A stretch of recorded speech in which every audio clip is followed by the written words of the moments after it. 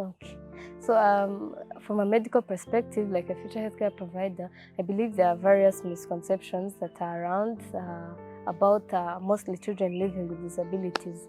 So probably the first misconception that we mostly face is that most people out here always think that the children living with disabilities, also particularly girls, have an intellectual disability too, or a learning problem. So they think since the normal people, all those living without disabilities, are able to learn on a daily basis, they think those that are living disabilities are not able to learn, which is actually one of the first myths.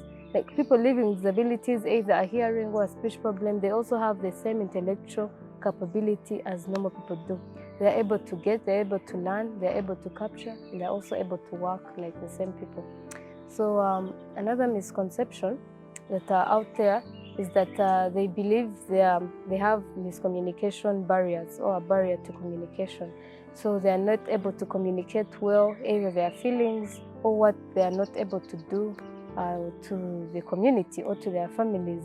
So children living with disabilities or youth or grown people living with disabilities, yes, they might have a miscommunication problem, but this is something that we can be able to get.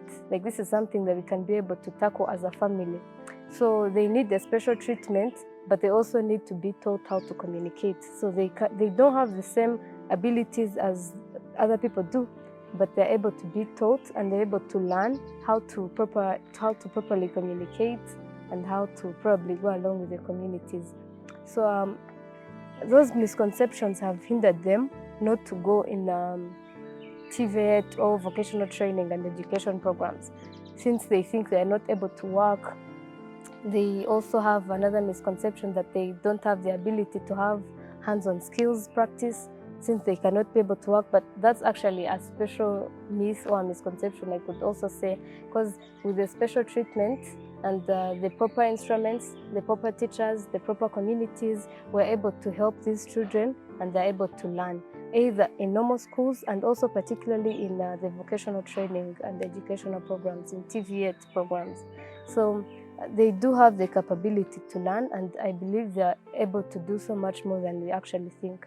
Very much at JoCare, we are providing sexual and reproductive health information specifically to children or adolescents with disabilities. And in our interventions, we do use audiovisual sources of information in providing sexual and reproductive health. So the first challenge, as you have asked, is providing age-appropriate content is a challenge because when you provide content through audiovisual sources, you don't know who is going to view this information because we are in a digital world. Even children at 5, 10, they have phones.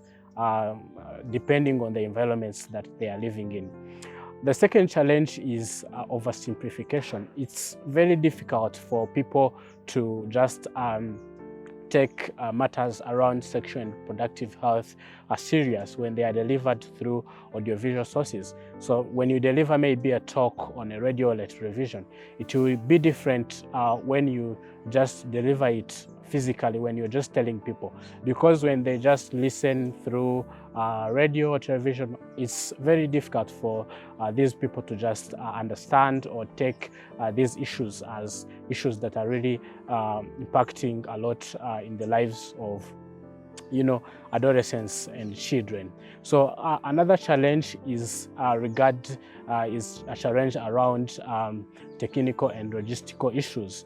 I would talk this or explain this in terms of the internet coverage in Rwanda and also the ownership of phones and televisions, or how these children and adolescents are accessing these sources of information through audiovisual. So this is another challenge because not all children can access telephones, televisions, specifically children in rural areas.